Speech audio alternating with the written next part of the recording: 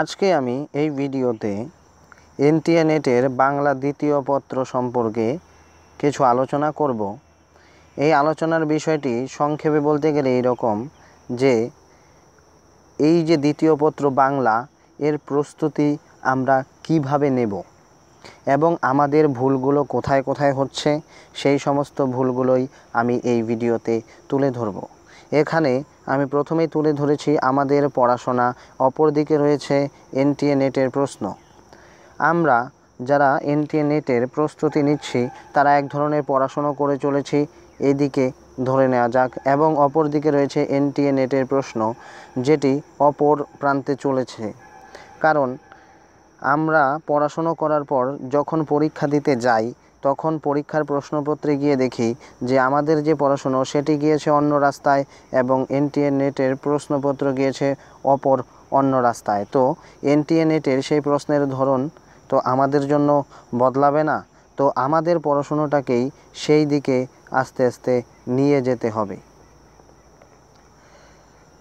তো এই বিষয় সংক্ষেপে বলতে গেলে এই রকম আমাদের অভ্যাসটাকে ঠিকমতো পরিবর্তন করে নিয়ে এনটিএ নেটের প্রশ্নের ধরনের দিকে নিয়ে যেতে হবে, কারণ সে তো আর আমাদের জন্য তার প্রশ্নের ধরন বদলাবে না। এরপর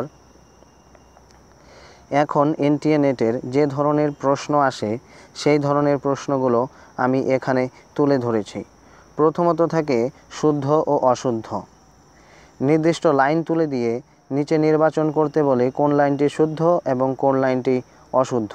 এরপরে থাকে মিলানো, অর্থাৎ একদিকে চরিত্র তার বিপরীত দিকে বক্তব্য, বা একদিকে গান তার উল্টো দিকে তাল, ছন্দ, লয়, এবং এরকমভাবেই মেলানোর জন্য প্রশ্ন থাকে।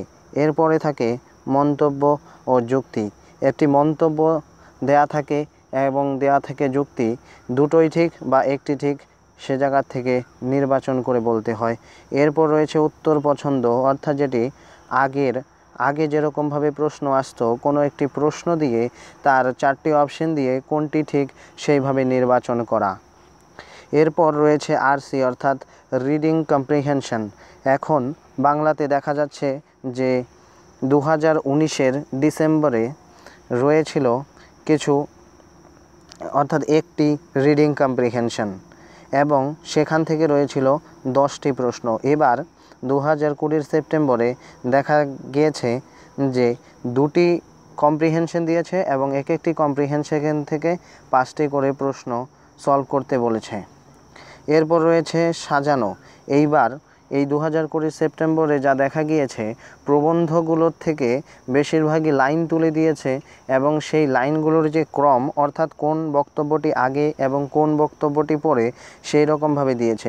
এই ক্রমটি আগেও চলেছিল, যেরকম কিছু গান রয়েছিল নাটকে সেই সমস্ত গানগুলোকে ঠিকমতো সাজানোর জন্য বলেছিল সেরকমভাবে, কিন্তু এই পদ্ধতিটি এইবার প্রবন্ধের ক্ষেত্রে ব্যবহার করেছেন এনটিএ নেটের প্রশ্নকর্তারা।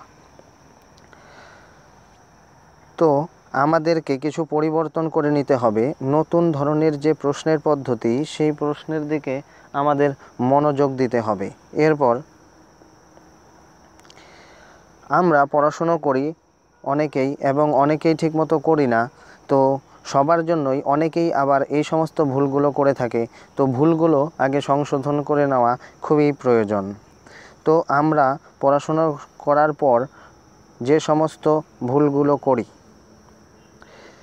1 নম্বর, পড়াশোনার মাঝে ফাঁকা রাখি, প্রতিদিন পড়ি না। অর্থাৎ আমরা যখন পড়াশুনো করি তখন কিন্তু দেখা যায় যে অনেকেই 2-4 দিন 5 দিন এক নাগাড়ে খুব বেশি বই পড়ে এবং তারপর 4 দিন 5 দিন 10 দিন বইয়ের সঙ্গে আর কোনো দেখা সাক্ষাৎ করে না।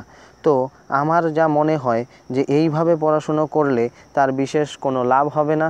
প্রতিদিন যে পরিমাণ পড়া একবারে দরকার, অর্থাৎ একবারে যতটুকু জোর দিয়ে পড়া সেটি প্রতিদিন পড়াটাই অনেক ভালো। 4 দিনের পড়া 2 দিনে পড়ে কোনো ফল হবে না। সেই 2 দিনের পড়াটাকে অন্তত 4 দিনে ভাগ করে নিয়ে পড়লে আমার মতে খুবই ভালো হবে। এরপর রয়েছে যে প্রিভিয়াস ইয়ার কোশ্চেন আমরা ঠিকমতো দেখি না, অর্থাৎ আগে যে সমস্ত প্রশ্নগুলো এসেছে সেইগুলো প্রশ্ন দেখি না এবং সেগুলো সলভ করার চেষ্টাও করি না।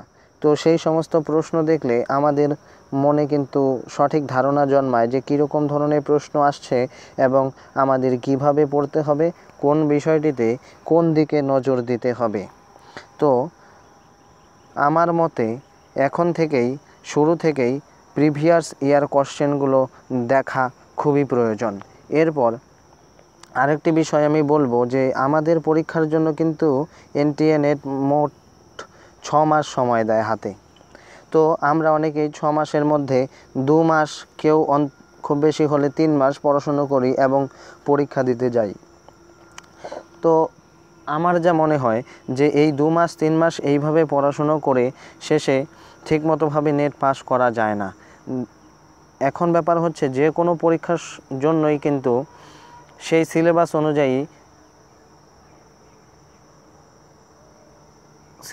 অনুযায়ী কিন্তু শিক্ষার্থীদের সঠিক পরিমাণ সময় দেওয়া হয় যেন সেই সিলেবাসটিকে সে সম্পূর্ণভাবে তৈরি করতে পারে এবং পড়াশুনো করে সেটি কমপ্লিট করতে পারে। তো আমার মতে এই 2 মাস 3 মাস করে সেরকমভাবে হবে না, টোটাল যে এই 6 মাস প্রতিদিনই সেই 6 মাসটাকে কাজে লাগাতে হবে, তাহলেই নেট পাস করা সম্ভব।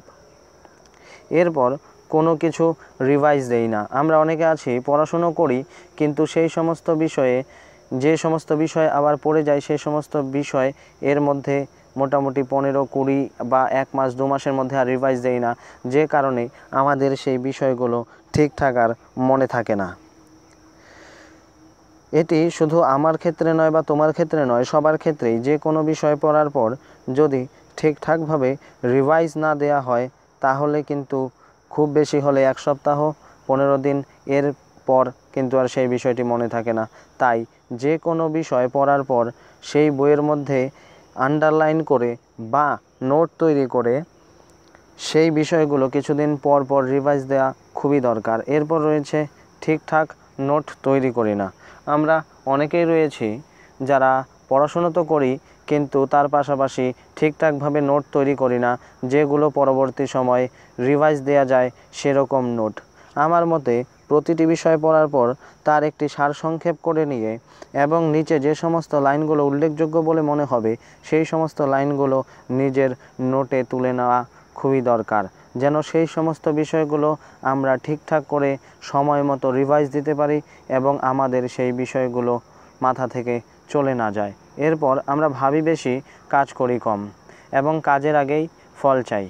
আমরা কোনো একটা বিষয়ে করতে গেলেই প্রথমে অতিরিক্ত ভেবে ফেলি এবং সেই অতিরিক্ত ভাবনার ফলে আমাদের সেটি একটি বোঝা হয়ে দাঁড়ায় মাথার মধ্যে। তো আমার মতে বেশি ভাবনা না করে নিজের কাজ ঠিক মতো করলেই যে কাজের জন্য প্রস্তুতি নেওয়া হচ্ছে সেই কাজটি সফল হবেই হবে। এরপর ছোট বিষয়গুলো আমরা বারবার পড়ি না।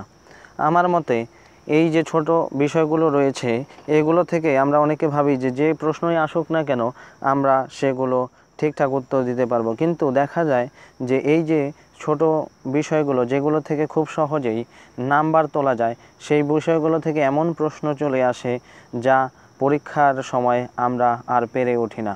তো যে সমস্ত ছোট বিষয়, প্রবন্ধ, ছোট গল্প, কবিতা, এই সমস্ত কিছু রয়েছে, এই সমস্ত বিষয়গুলো আমরা বারবার পড়ব। এরপর অন্তত সপ্তাহে 1 দিনও রিভাইজ দেই না, এটি আমাদের ভুল।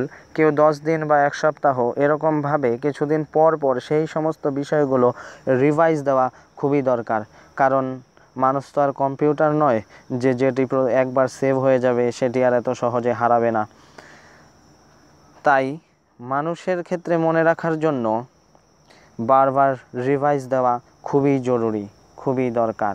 তো শেষে এই কথাই বলবো যে এই যে টোটাল 6 থেকে 7 মাস 2021-এর জুন বা জুলাই যদি পরীক্ষা হয় তো এই 6 থেকে 7 মাস আমরা এক নাগাড়ে প্রতিদিন পড়াশুনো করব এবং দরকার হলে একদিন যদি 8 ঘন্টা পড়ি তো সেটিকে মাঝখানে গ্যাপ সৃষ্টি না করে ওই একদিন 8 ঘন্টা পড়ার থেকে 2 দিনে আমরা 8 ঘন্টা পড়ব, যেন কোনো কিছুই মাথার ভিতরে বোঝা না হয়ে যায়।